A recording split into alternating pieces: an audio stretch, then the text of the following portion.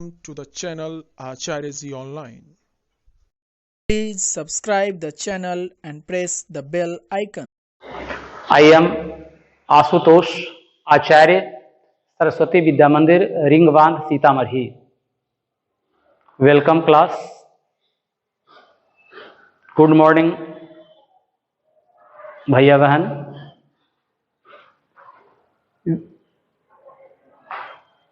You have solved exercise 1.3 question number 1 to 5.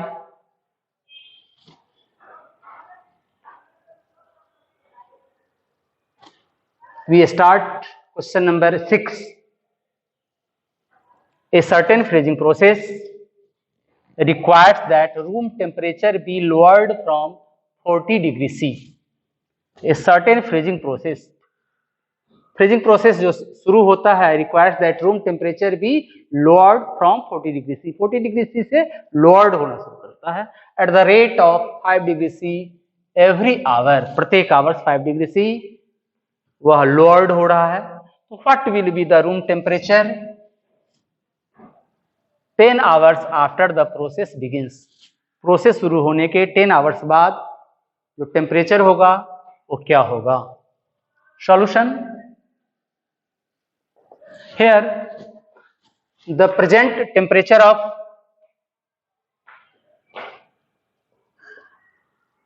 present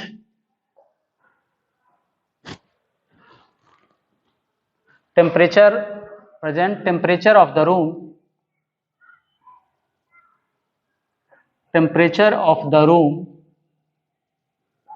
is equal to 40 degrees C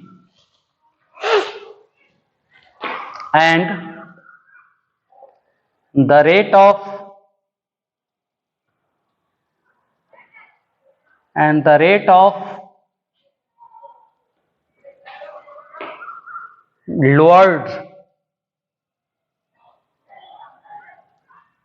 lowering the temperature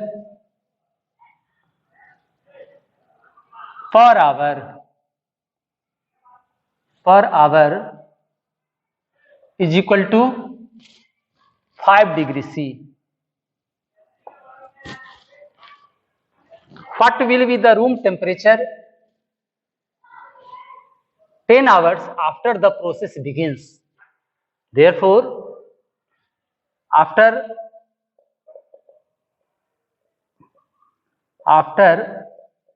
10 hours, the temperature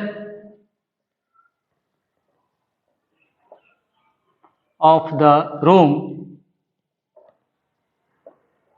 is equal to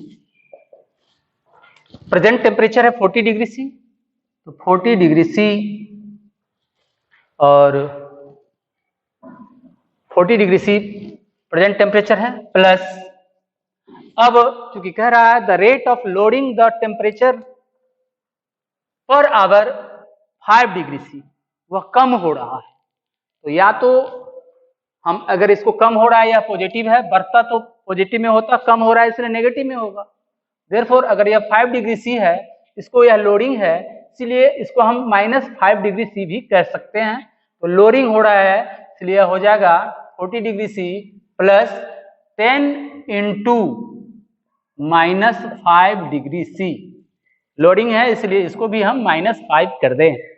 अब चूंकि दोनों का हम सम ले रहे हैं तो 40 डिग्री सी प्लस 10 5 जा 50 और प्लस से माइनस से मल्टीप्लाई करते हैं तो माइनस होता है, इसलिए यह हो जाएगा -50 डिग्री सी। प्लस से माइनस से मल्टीप्लाई करेंगे माइनस, तो 40 degree C -50 degree C is equal to -10 degree C. Therefore the room temperature will be 10 hours after the process begins is equal to -10 degree Celsius. This is the answer. अब इसको एक बार फिर से ध्यान दे ले। Here present temperature of the room 40 degree C and the rate of lowering the temperature per hour वह कम हो रहा है, डिक्रीज हो रहा है, इसलिए मैंने इसको -5°C कहा, -5°C। 5°C लिखा, लेकिन लोडिंग है, डिक्रीजिंग है, इसलिए -5°C है। After 10 hours the temperature of the room is equal to 40°C, जो प्रेजेंट टेम्परेचर है उसमें ऐड करना है उसको, तो 10 इंटू, अगर इंक्रीज करता रहता तो प्लस होता, यहाँ डिक्रीजिंग है, लोअरिंग है, इसलिए माइनस हो गया, -5°C। दोनों को मल्टीप्लाई किए तो 10 5 जा 50, -50°C, प्लस और माइनस से मल्टीप्लाई किए माइनस, और 40°C -50°C। अब एक प्लस है एक माइनस है, बड़ा में से छोटा सब्ट्रैक्ट करते हैं, तो 50 में से 40 सब्ट्रैक्ट किए 10 आया, और चूंकि बड़े का साइन जो है वह माइनस है, इसलिए बड़े के उससे पहले माइनस लगा दिए, अर्थात यह जो टेम्परेचर हो गया वह -10°C हो गया। सो कंक्लूजन, लास्ट आंसर जो लिखेंगे हम लिख देंगे the room temperature will be 10 hours after the process begins is equal to -10°C। Next question, in a class test containing 10 questions. आप सभी भी टेस्ट देते ही रहते हैं, इसी प्रकार यह टेस्ट है, कोई क्वेश्चन में कुछ नहीं है, जरा ध्यान देंगे। कहता है 5 marks are awarded for every correct answer. जितना आप करेक्ट आंसर करते हैं उस एक के लिए, इसमें कहता है जो करेक्ट आंसर होगा प्रत्येक करेक्ट आंसर के लिए 5 अंक दिया जाएगा, and -2 marks are awarded for every incorrect answer. और जो इनकरेक्ट आंसर है उसके लिए आपको -2 मार्क्स दिए जाएंगे, and 0 for questions not attempted. अगर आपने क्वेश्चन अटेम्प्ट नहीं किया है उसके लिए 0 मार्क्स दिए जाएंगे। अब इसमें क्वेश्चन नंबर 1 है, Mohan gets 4 correct and 6 incorrect answers, what is his score. अब इस पर सॉल्यूशन है, जरा ध्यान देंगे, जो लिखा हुआ है उसको कुछ लिख देना चाहिए। अब कहता है 5 marks are awarded for every correct answer, तो लिखेंगे the marks are awarded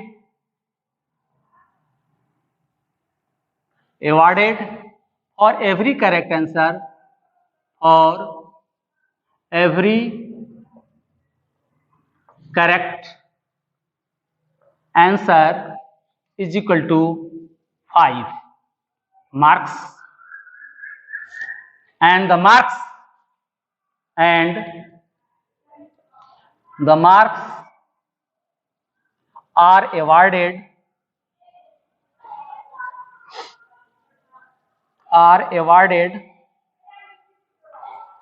for every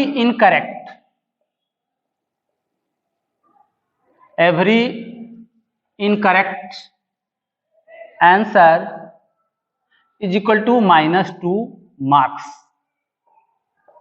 Here Mohan gets 4 correct and 6 incorrect answers. What is his score? यहाँ ऐसा नहीं है कि मोहन अटेम्प्ट नहीं किया, ऐसा कोई नहीं है, इसलिए हम उसको लिखते, उसको हम नहीं लिख पा रहे हैं। Therefore, according to question, total marks, Mohan's total scores, therefore Mohan's total scores is equal to, उसने हल किया है, Mohan gets 4 correct answer, 4 correct answer किया है, इसलिए 4 into 5 marks plus and 6 incorrect answer, 6 into -2 marks. अब 4 5 जा 20 मार्क्स, और यहां प्लस है, इससे पहले माइनस है, उसे गुना करेंगे तो यहां प्लस हो जाएगा, और यहां हो जाएगा 6 2 जा 12, -12 मार्क्स। अब 20 मार्क्स प्लस से माइनस मल्टीप्लाई करते हैं तो -12 मार्क्स, और 20 में से अगर 12 सब्ट्रैक्ट करते हैं तो 8 मार्क्स इसका आंसर हो जाएगा। Next question 8 is a cement company earns A profit. एक सीमेंट कंपनी है जो प्रॉफिट अर्न करती है ऑफ ₹8 पर बैग ऑफ व्हाइट सीमेंट। जितना वो व्हाइट सीमेंट बेचती है उस पर उसको पर बैग ₹8 का प्रॉफिट होता है एंड लॉस ऑफ ₹5 पर बैग ऑफ ग्रे सीमेंट, और जितना वो ग्रे सीमेंट बेचती है उस पर उसको ₹5 का लॉस होता है। The company sells 3000 bags of white cement, वो 3000 बैग बेचती है white cement and 5000 bags of grey cement in a month, एक महीने में वह 3000 व्हाइट सीमेंट बेचती है बैग और 5000 बैग वह ग्रे सीमेंट का बेचती है, तो उस कंपनी को प्रॉफिट होगा या लॉस। ध्यान देंगे, लिखा हुआ है profit of, solution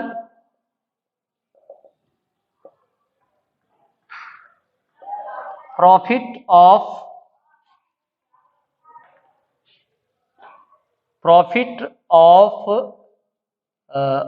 white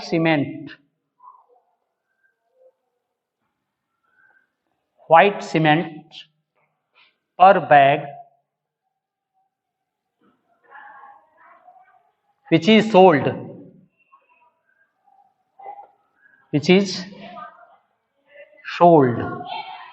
is equal to ₹8 and loss of gray cement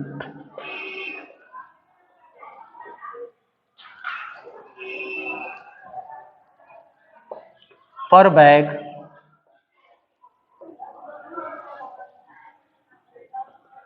which is sold is equal to ₹5.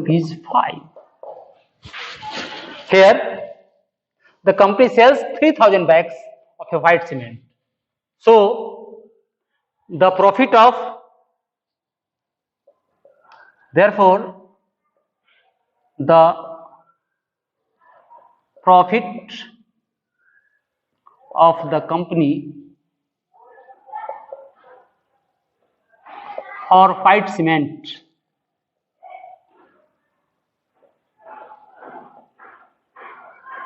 is equal to 1 bag पर है प्रॉफिट ₹8, therefore ₹8 मल्टीप्लाई सेल किया 3000 बैग्स मल्टीप्लाई 3000, 8 3 जा 24, therefore ये हो जाएगा 24,000।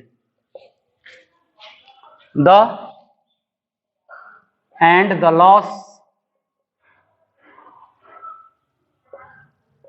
loss of the company for grey cement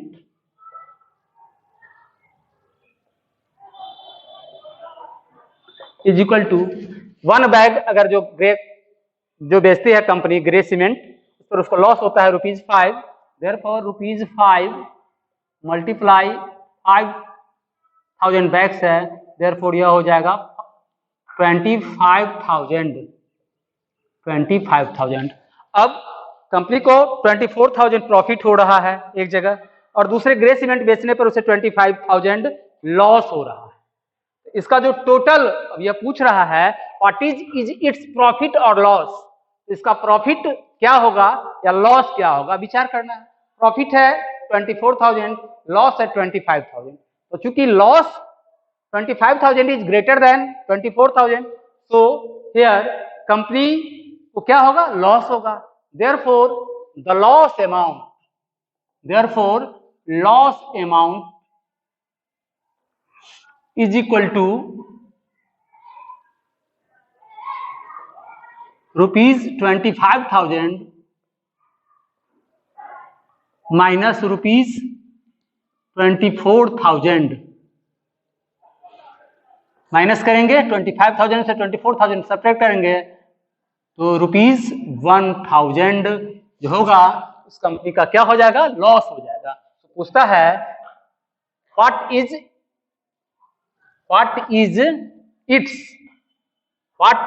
it's profit और loss, तो its loss is equal to हो जाएगा ₹1,000 आंसर। इसमें एक बार फिर से जरा ध्यान दीजिए, क्वेश्चन को ध्यान से देखना चाहिए। कहता है सॉल्यूशन में है, इसमें एक कंपनी है जो व्हाइट सीमेंट और ग्रे सीमेंट दोनों बेचती है। व्हाइट सीमेंट पर उसे पर बैग ₹8 का प्रॉफिट होता है और ग्रे सीमेंट पर बेचने पर उसे पर बैग ₹5 का लॉस होता है। आपने देखा, मैंने लिख दिया है। The profit of the company for white cement एक मंथ के लिए है ₹8 इंटू एक मंथ में बेचती है 3000 से 24,000 उसको प्रॉफिट होता। और the loss of company for grey cement 5 into 5,000 अर्थात ₹25,000 इसको लॉस हुआ। तो चूंकि प्रॉफिट है 24,000 और लॉस है 25,000, इसलिए उसे क्या होगा, जो ज्यादा है वही लॉस होगा, वही चीज होगा, इसलिए उसे लॉस हो रहा है। Therefore loss amount is equal to ₹25,000 minus ₹24,000। Therefore दोनों में सब्ट्रैक्ट करते हैं, 25 में से 24 सब्ट्रैक्ट करेंगे 1000, अर्थात उस कंपनी को उस महीने में 1000 लॉस हो गया। Next question, question number 9, replace the blank with an integer to make it a true statement. यह खाली स्थान है, इसमें हम क्या भरे कि यह जो स्टेटमेंट है वह ट्रू हो जाएगा। इसको दो तरह से कर सकते हैं। एक हम अपने जो आप देखते हैं, जैसे यहाँ 3 है, यहाँ 27 है, तो आप 27 में 3 से डिवाइड करेंगे तो 9 होगा। और चूंकि जानते हैं यहाँ माइनस है और यहाँ चूंकि प्लस है, इसलिए यह तय है कि माइनस ही कुछ देना पड़ेगा, तो एक माइनस आ जाता है। और 3 9 जा 27, या 27 में आप 3 से डिवाइड करते हैं तो 9 आता है, अर्थात -3 इंटू -9 इक्वल टू 27। इस पर थोड़ा ध्यान देंगे तो हो जाएगा। यह -3 था, तो चूंकि यहाँ प्लस है इसलिए माइनस है तो माइनस ही देना पड़ेगा, और 27 में 3 से डिवाइड किए 9 आ गया। एक फर्स्ट प्रोसेस यह है। सेकंड, अगर इसमें परेशानी होती है तो सेकंड प्रोसेस भी हो सकता है। सेकंड मेथड हो सकता है, हम लोग पढ़े हैं, अब यहां मान लेते हैं लेट -3 इंटू यह जो खाली स्थान है, इसको खाली स्थान को हम ब्रैकेट भी कर सकते हैं, या मानने के लिए हम x भी मान सकते हैं। तो -3 इंटू ब्रैकेट है इज इक्वल टू 27। इस ब्रैकेट को ब्रैकेट नहीं करके हम x मान लें।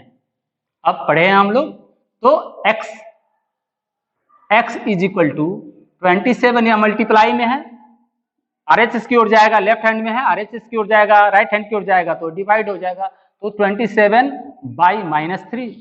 अब 3 9 जा 27, और यहाँ माइनस है तो माइनस चला जाएगा। या दूसरा भी तरीका हो सकता है, x इज इक्वल टू, यह चूंकि 9 है और यहाँ -1 है, इस 9 को आप चाहेंगे तो आप लिख सकते हैं 9 को माइनस इंटू -9, या by -1, minus minus cancel, therefore x is equal to -9, यह भी कर सकते हैं। या चूंकि 9/1 है, यहाँ 9/1 है, इसलिए -9 भी आप कर सकते हैं। दोनों स्थितियां हैं, या तो डायरेक्ट हम x इज इक्वल टू यहाँ -9 हम कर देंगे, या इसको दिक्कत हो रही है तो चूंकि 9 को हम माइनस इंटू माइनस कर सकते हैं, और माइनस से माइनस कैंसिल हो गया इसलिए -9 हो गया। अर्थात आपने देखा कि देयरफॉर -3 इंटू खाली स्थान है, इस स्थान पर -9 होगा, इज इक्वल टू 27।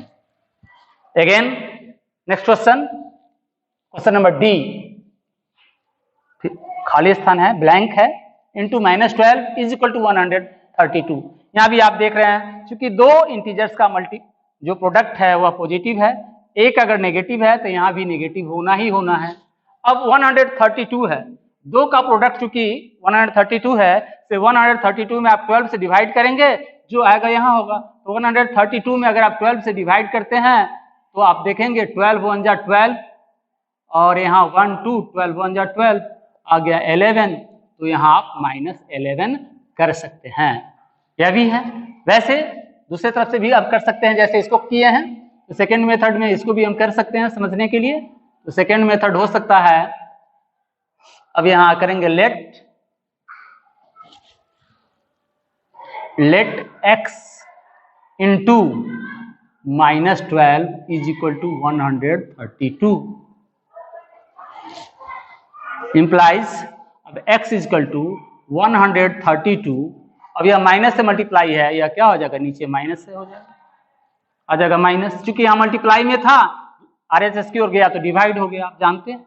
12 से और काटते हैं, अभी आप डिवाइड किए हैं, तो 12 1 जा 12, 12 1 जा 12, और यहाँ 1 हो जाएगा। x is equal to 11 by -1, और x इज इक्वल टू -11, या -11 हो गया।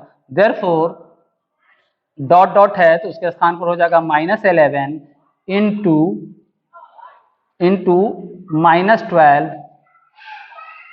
इज इक्वल टू 132, अर्थात जो आपका खाली स्थान था अब -11 हो जाएगा। HW